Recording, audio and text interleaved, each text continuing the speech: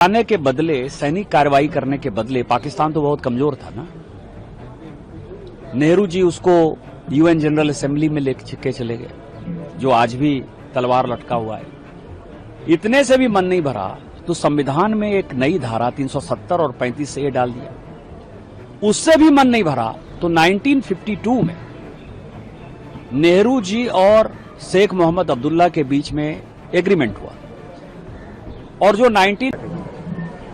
देखिए, बीजू पटनायक जी बड़े स्वतंत्रता सेनानी थे। भारतीय जनता पार्टी ने उनके सम्मान में कभी कोई कमी नहीं रखी। जब कांग्रेस ने बीजू बाबू के साथ जो है अन्याय किया तो जनसंघ और भारतीय जनता पार्टी ही जीत हो उनके साथ थी। और जो मैंने कहा उस दिन, जो कहा, और आज मैं फिर रिपीट कर दे रहा हूं कि मैं नेहरू गांधी परिवार और कांग्रेस के कारगुजारियों पर जो है लगातार एक सीरीज जारी कर रहा हूं।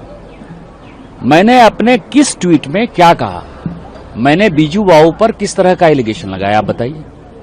इस देश की सबसे बड़ी समस्या क्या है कि लोग रीजन में, लोग जाति में बढ़ के जो बड़े लोग हैं उनको भी धकेलने का कोशिश करते हैं।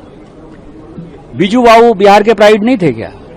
1936-37 में जो है बिहार से उड़ीसा अलग हुआ, वो प्राइड बिहार के नहीं है क्या? आप लोगों की जानकारी के लिए, जो पहले मुख्यमंत्री बने बंगाल के बिधान चंद्र राय, उनका जन्म पटना में हुआ, वो बिहारी थे। यहां राम को लोग जो है जाति में डालते हैं, कृष्ण को जाति में डालते हैं, बाबा साहब अंबेडकर को जाति में डालते हैं, शिवाजी महाराज को जाति में डालते हैं, रीजन में डालते हैं। अरे ये सब हीरो हैं यार।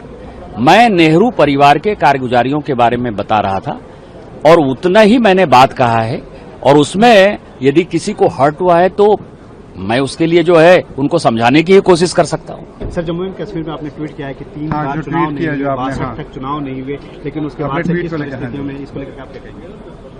देखिए, हमारा भूभाग जो है पाकिस्तान ने अपने कब्जे में ले लिया 47-48 में, आपको ध्यान है।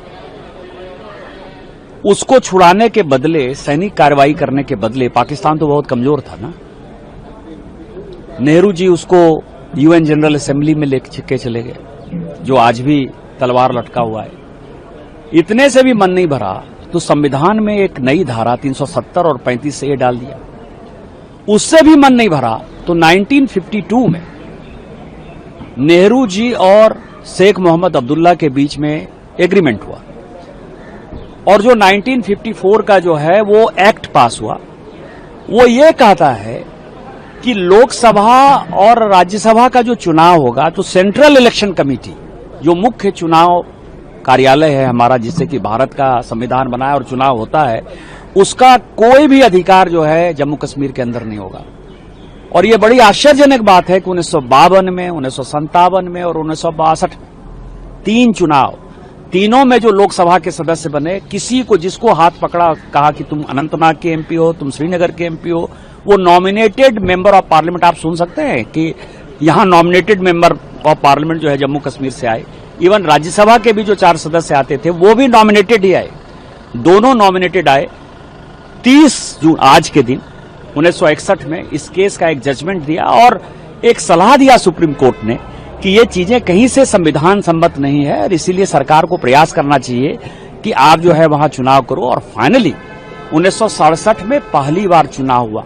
इससे बड़ा कांग्रेस जो है इस संविधान के प्रति, इस देश के प्रति, जम्मू कश्मीर के लोगों के प्रति क्या अन्याय कर सकती है?